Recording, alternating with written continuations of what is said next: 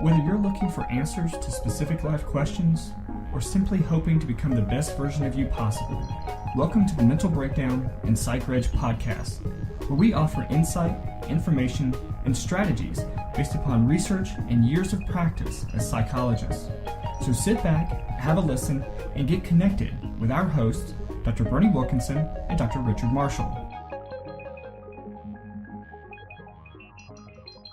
With all the discussions we've had over the past couple of weeks regarding drugs being used and different substances being used medicinally that have been traditionally abused, today we're going to talk about some substances that are commonly used, especially in our foods, that some pediatricians are saying we probably need to avoid these. I was so happy to see this article. It's from the American Academy of Pediatrics. Right. It was reported on the news, but the study was reported by the American Academy of Pediatrics. And I was really thankful that the Academy has weighed in on this issue. We tend to assume, we spoke about this earlier this week with marijuana, that because nobody's coming out with studies suggesting that marijuana is harmful, that we make an assumption that it's not harmful, that it's benign. Such is the case with the chemicals that the Academy is talking about in this article. Well, some of the chemicals that they talk about in this have been found to be problematic, right? But they're still used. But they're still in use. Yeah. So what the gist of the article that we're going to talk about today is the idea that the American Academy of Pediatrics, AAP, has published a technical report detailing or outlining several groups of chemicals that should be avoided, if at all possible, or as much as possible, that are interestingly commonly found in some of the especially processed foods that we eat. In foods, right. Yeah. And the reason this is an issue for pediatricians is that pound for pound, children eat about as much food as an adult, but they're a fraction of the size of an adult. Right. You know, a child may weigh 50 pounds and an adult may weigh 200 pounds, but they're consuming the same amount of food. Right. Okay, so the exposure to these substances is much greater. The effects of the exposure is much greater in children because there's a different ratio. You have the same amount of bad chemicals in a much smaller body. Right. So the effects are more concentrated. Right. So some of the substances that they talk about are substances that you may have heard of before. The first one of them is BPA, for example. And BPA is something used in the linings of aluminum cans to prevent and to preserve, I suppose, the food on the inside so that it doesn't to separate the food from the aluminum. Right. Well, it wasn't all that long ago that BPA was found to be problematic and was banned from use in baby bottles and sippy cups and things like that. But yet the FDA says that it's okay to use in food preparation and food packaging. And again, many kids eat food from cans, whether we're talking about, Chef Boyardee or SpaghettiOs or, anything that's in a can that could potentially have this BPA lining on the inside. And so they're getting exposure to the BPA anyway. Right. So we know to ban it in baby bottles and sippy cups, but we allow it in other packaging. Right. Which is, how do you make that kind of a judgment? Right. So look for those BPA-free seals that are on some of the canned foods that you're looking for. Especially it's for anybody, but especially for children. Right. Another one of the food chemicals that they encourage us to avoid is called phthalates. Try to say that. Phthalates. So it's PHTHALATES, and this is a substance a chemical used to make plastic soft. That's right, because on its own, plastics would harden. Right. I mean, that's what we typically see. But to keep them soft, we add this chemical to them, and it keeps them soft and pliable. Okay? Right. Not good for you. Right. And so think about some of the things that we store foods in, like baggies and Tupperware Tupperware, and some of those kinds of baggies, things. right. So, and one of the warnings in here, especially, is when you use those kinds of devices or containers to hold our food, don't use them in microwaves, because when you use them in microwaves, it begins to deteriorate Leaches, the substance, and so those phthalates will leak into the food. Right. Mm-hmm. So you got to watch out for that. Keep the plastic out. Plastic and styrofoam. Keep it out of your microwave. Right. Mm-hmm. Another chemical that's used in food packaging is called the perchlorates. Perchlorates.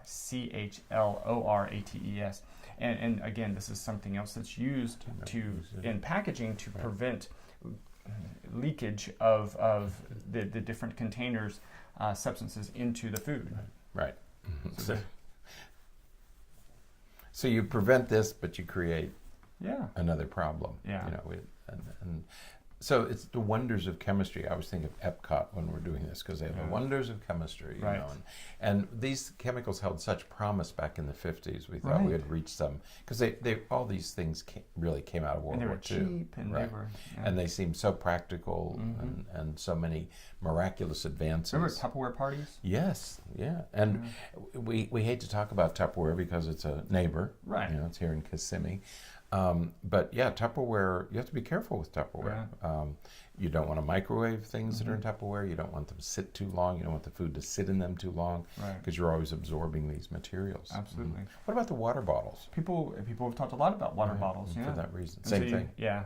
But we want people to use a water bottle that has something else in it, another substance. Well, a lot of companies, or a lot of people are recommending the use of, going back to glass. Use glass bottles. Right. Because even the new plastic bottles, which are free of the old substance, we don't know what the long-term effects of those substances are going to be. So it's not this chemical, but there are other chemicals, and we don't have enough research to know whether they're harmful or not. Absolutely. Okay. So, again, the absence of studies doesn't make it safe. Right. The last group of chemicals that they encourage us to avoid are the nitrates and nitrites. Right. And you can find foods that are nitrate-free, nitrite-free. They're more expensive. Right. I was looking at bacon. I was going to buy some bacon. I know that's one of your favorite foods. Bridget doesn't like bacon. But, if you can buy one package of bacon, and it's, but you can spend twice as much to get nitrate-free bacon, and it's, the same amount, same everything, but it's almost twice as much for the nitrate-free. So, nitrates and nitrites are preservatives and for color enhancers in the food, but... And you find mainly in processed foods, sausages and salamis. But it's also in wine. You can get nitrate-free and sulfate-free wine. Right. So. So be careful of all those. Now, there are some guidelines that we can use, because what do? Well, they seem to interfere with the thyroid hormones. And some reason these things are related to the thyroid.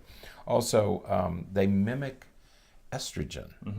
And if you have estrogen, you might block testosterone, and that would be particularly problematic for teenage boys.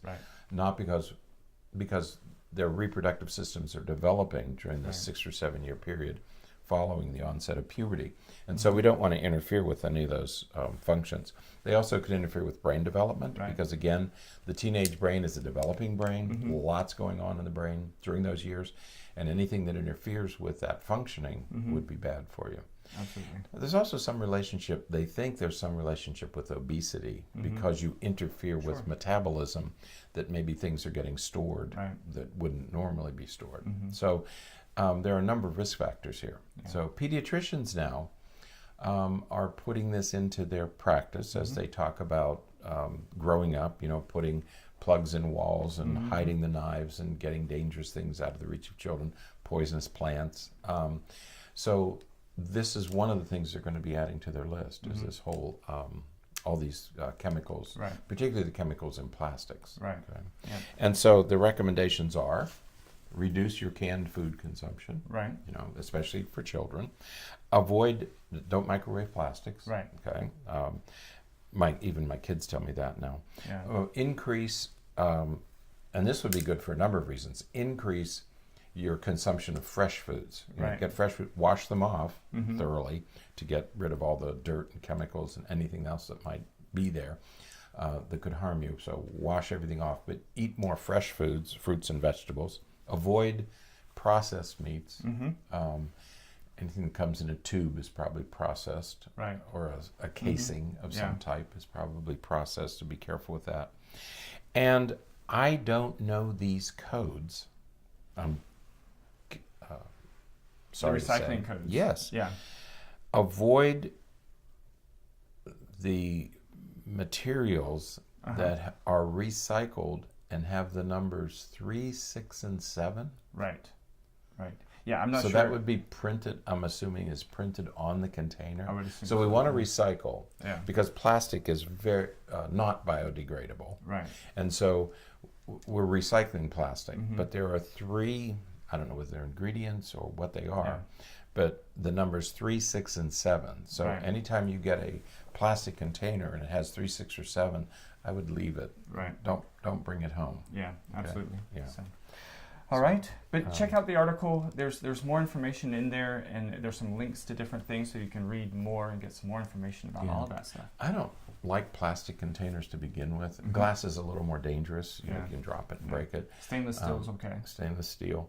I'm just as happy to get rid of all of my plastic containers. They're a mess in the cupboard, and they're. Yeah.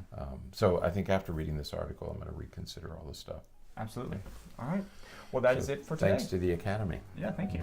Until next time, stay happy, stay healthy, and forget to be afraid.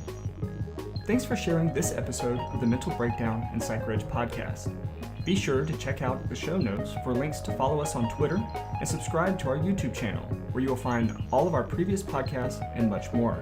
We would be honored if you would become a patron through patreon.com, where any donation you can manage will go to the development and creation of more content. Just visit patreon.com/thementalbreakdown for more information. Thanks again for listening. Have an awesome day, and we look forward to being back in your feed tomorrow morning.